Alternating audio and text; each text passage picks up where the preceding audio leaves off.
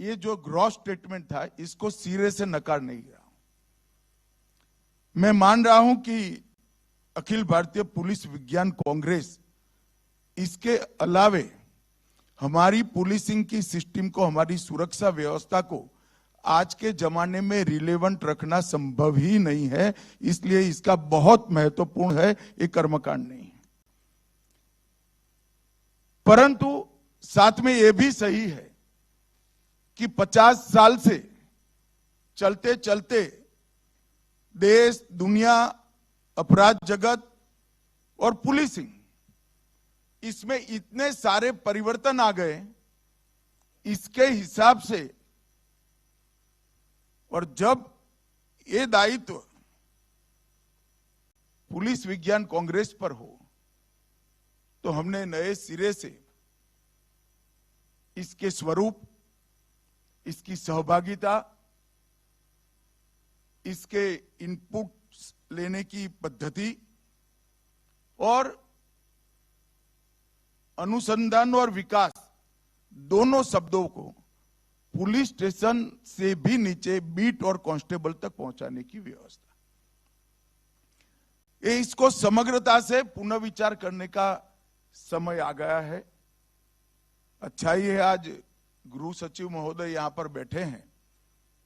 मेरा गृह सचिव महोदय से आग्रह रहेगा कि बीपीआरएनडी के डीजी, गृह सचिव महोदय और इसके सारे स्टेक होल्डर मिलकर एक मनोमंथन, चिंतन पुलिस विज्ञान कांग्रेस पर ही करने की जरूरत है, जिससे अगली पुलिस विज्ञान कांग्रेस कैसी हो, किस प्रकार की हो, कैसे ज्यादा उपयोगी हो। कोई भी पद्धति 50 साल तक चलती है तो वो काल बाह्य हो जाती है। चिरंजीव कुछ नहीं होता है। 50 साल में परिवर्तन नहीं हुआ ऐसा मेरा मानना नहीं है। मैं मानता हूं कि बीपीआरएनडी का काम बहुत महत्वपूर्ण है। मैं गृह मंत्री बनने के बाद बीपीआरएनडी पर विशेष ध्यान मैंने खुद भी दिया है, परंतु पुलिस विज्ञान कांग्रेस का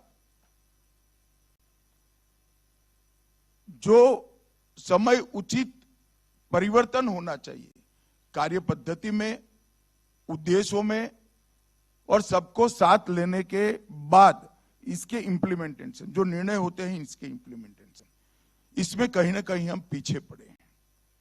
और अगर इसको हम नए सिरे से नहीं सोचते हैं तो वो सज्जन का जो बयान था, एक ग्रॉस स्टेटमेंट था, शायद हम उसको सच साबित कर देंगे।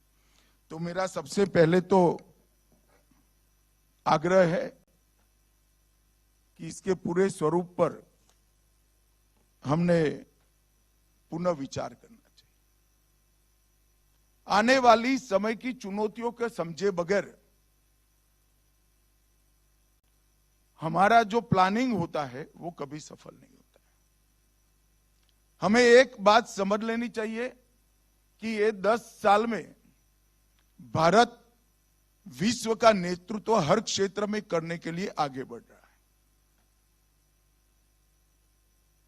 चाहे अर्थतंत्र की तालिका हो, चाहे टेक्नोलॉजी का क्षेत्र हो, चाहे सुरक्षा का क्षेत्र हो, चाहे शिक्षा का क्षेत्र हो, चाहे रिसर्च और डेवलपमेंट का क्षेत्र हो, चाहे इंफ्रास्ट्रक्चर की बात हो और व्यापार की बात हो, हर क्षेत्र में इस 10 वर्ष में भारत ने कई दशकों की कमियों को पूरा कर कर आगे बढ़ने के लिए कदम भी उठाया है और हमें सफलता भी मिली।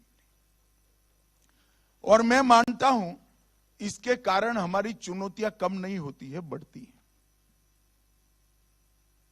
क्योंकि कोई भी व्यवस्था में जब आप आगे बढ़ते हो तो किसी न किसी का स्थान लोगे, रेजिस्टेंस जरूर आएगा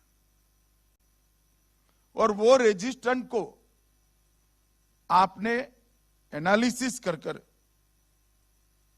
हमें आगे बढ़ना। कुछ आश्चर्यजनक सफलताएं हमने प्राप्त की। 11वें नंबर पर हमारा अर्थतंत्र था, हम 5वें नंबर पर ले आए। और मैं विश्वास के साथ कह सकता हूं